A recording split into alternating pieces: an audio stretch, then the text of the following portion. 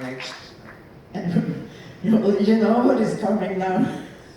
I think. Just hang on. Wait.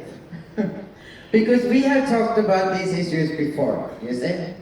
And we agree on many things. But we also disagree on a couple of things. And I make a lot of comparisons between the struggle of the Palestinians and their rights and the struggle of the Syrian people. And in 2011, there was a popular uprising that started against the regime. It started actually as a demand for economic rights. And then it developed into something else. Later on, a lot has happened. The popular uprising has been cooled by other forces. But you have a sort of other picture of Syria from what I have. Can you please give your view on the Syrian situation? Bon Dieu.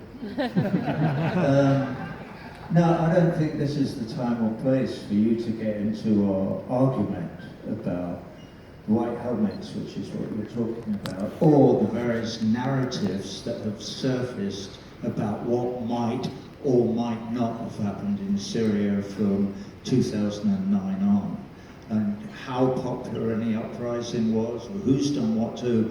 It's extremely difficult these days ever to discover the truth of the narratives that the media, which is where most of us get our information from, are trying to feed us. So I would prefer, well, thank you. So I would prefer not to go into that argument because it is an argument. I will be looking into it further.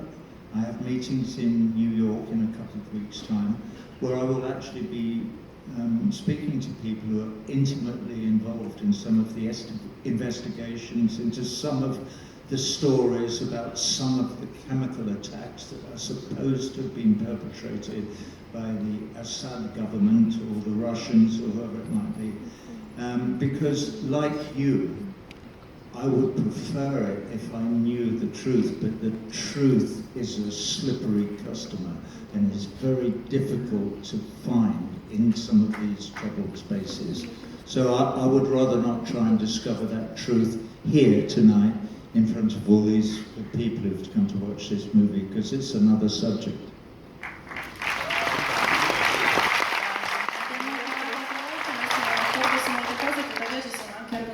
Non siamo in accordo. Ad esempio, io spesso paragono la situazione e la lotta dei palestinesi con la situazione in Siria. Nel 2011 c'è stato un tumulto contro il regime, inizialmente per chiedere diritti economici, che poi si è evoluto in molto altro. So che tuttavia tu hai una visione della questione in Siria molto differente, quindi vorrei saperne qualcosa a riguardo. Dio mio, non credo sia questo né il momento né il luogo per parlarne. Moltissimo è successo in Siria a partire dal 2009 in poi. È molto difficile oggi scoprire la verità a causa della versione della verità che ci viene proposta dai media, quindi preferirei non affrontare qui questa questione.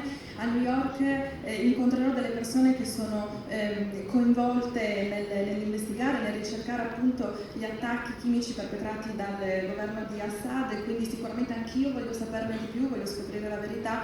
Tuttavia la verità è una questione molto scivolosa e qui non credo possa essere affrontato, soprattutto di fronte a una platea che è venuta qui per godersi del film.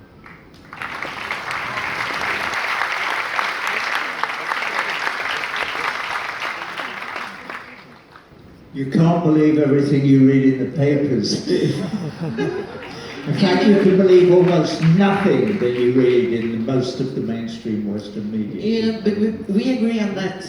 Yeah. But I also think we agree that we can disagree on certain things, and that is fine, and we still respect each other. Which is healthy. It is healthy, it's good. And that brings me to the next subject, actually. Because the film, your music, it's about politics and music, but it's also about resistance. It's about mobilizing against power and elites that exploit people and suppress human rights. I mean, that's a very, very blunt, short version. But how do we balance? How should we manage to balance resistance, mobilization, and marches with actually the need to also stretch out hands and have dialogue like we have now, although we disagree on a couple of things? Because the world out there is going nuts, increasing polarization. So how can we do both? Both invite people to actually protest and demand. We reach out to our brothers and sisters. What we don't do is go and have lunch with George Bush in the White House, or Donald Trump as it is. That kind of reaching out is not on my program. I have no interest in that reaching out. I do not wish to cross the aisle to speak to the people who are oppressing me and all my brothers and sisters all over the world. I want to speak to my brothers and sisters and to encourage them to speak to one another and encourage, if you like, if you're asking me, do I want to encourage a popular uprising against the status quo, which is perpetual war, misery and pain for billions of our brothers and sisters? Yes, I do. I would like to encourage that collaboration. But I have no interest in reaching out to talk to the buffoon Trump or Boris Johnson or any of the other neo-fascists who purport to represent the people. I'm not interested in that reaching out. Siamo appunto in disaccordo su determinati punti, questo è in realtà molto utile, comunque c'è grande rispetto tra di noi. Ritornando al film, il film e la tua musica sono impregnati di politica, parli di politica, di resistenza e spesso anche di mobilitazione contro un'elite politica che appunto sfrutta le persone. Quindi come si può trovare un equilibrio tra una resistenza, la mobilitazione ma anche il dialogo? Io sono assolutamente interessato al dialogo, a raggiungere le persone il più possibile, non ho alcun interesse a pranzare alla Casa Bianca con Donald Trump, ad esempio, non mi interessa questo tipo di raggiungere le persone, voglio parlare con i miei fratelli, con le mie sorelle, e se questo vuol dire anche incoraggiare eventuali tumulti contro un sistema che ci opprime, sì, sono assolutamente d'accordo. Non voglio parlare appunto con Trump, con Boris Johnson, con questi neofascisti che stanno promuovendo un sistema politico con il quale non sono d'accordo.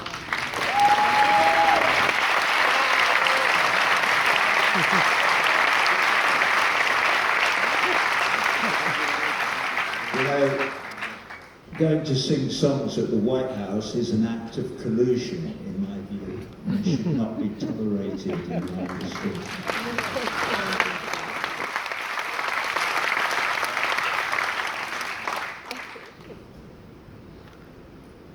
But I'm tempted to ask you whether you think Trump would be inclined to invite you, but I'm not going to ask you that.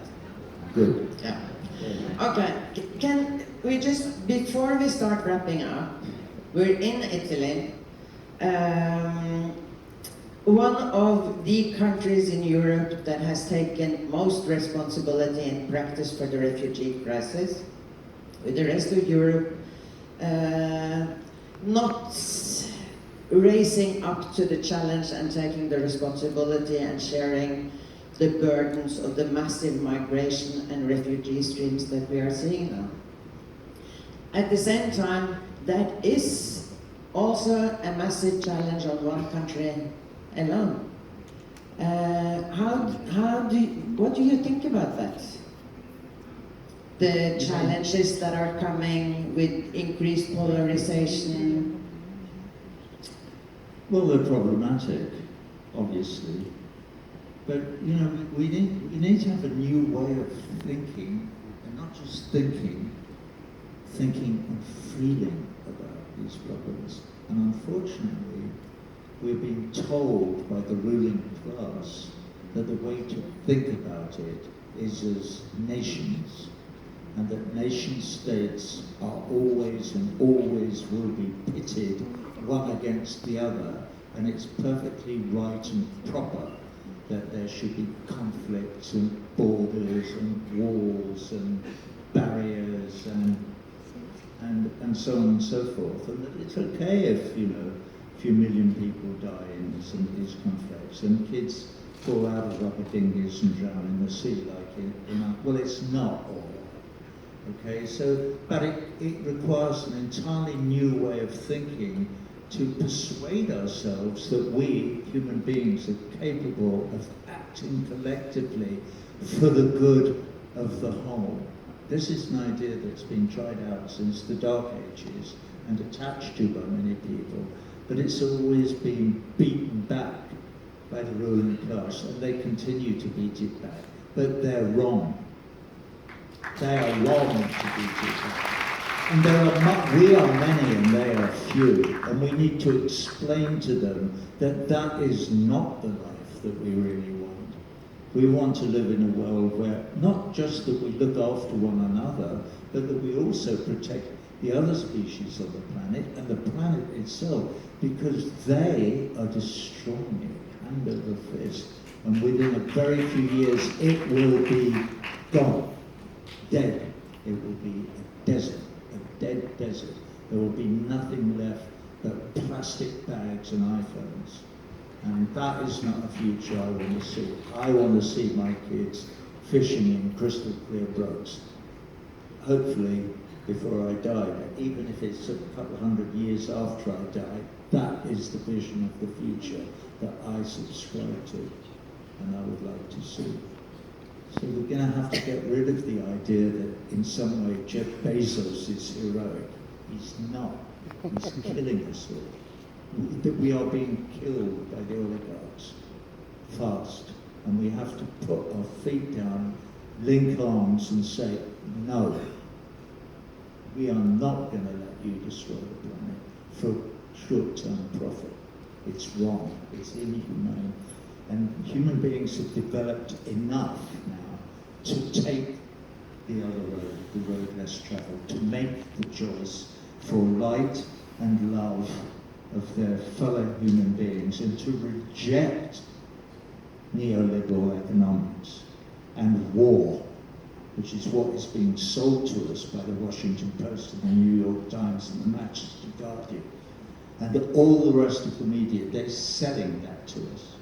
That's why they want us to keep imposing sanctions on the people of Venezuela, for instance. Talking of popular uprising, there was supposed to be, we were told there was an uprising in Venezuela in February earlier this year. There wasn't.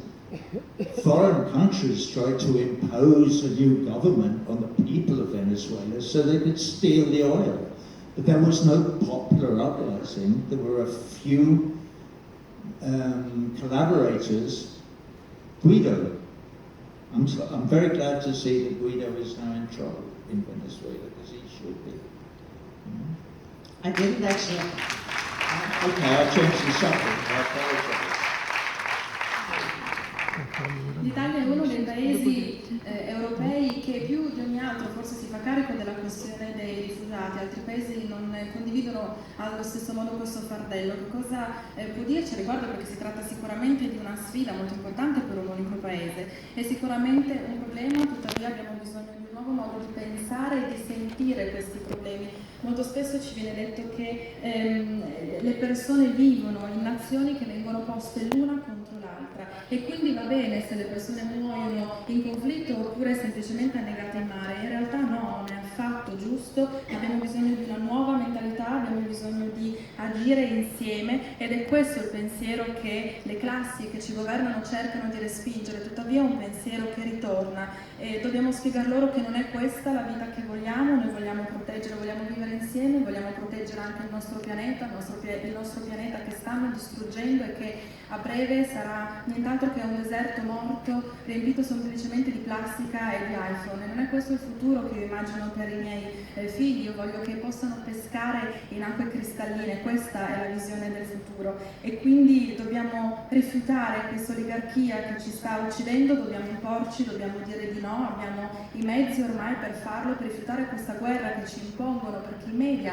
ci stanno vendendo questa guerra. È il caso ad esempio di quello che viene riportato della situazione in Venezuela, si parla di appunto tumulti della popolazione, in realtà la situazione è molto diversa, quindi dobbiamo stare molto attenti.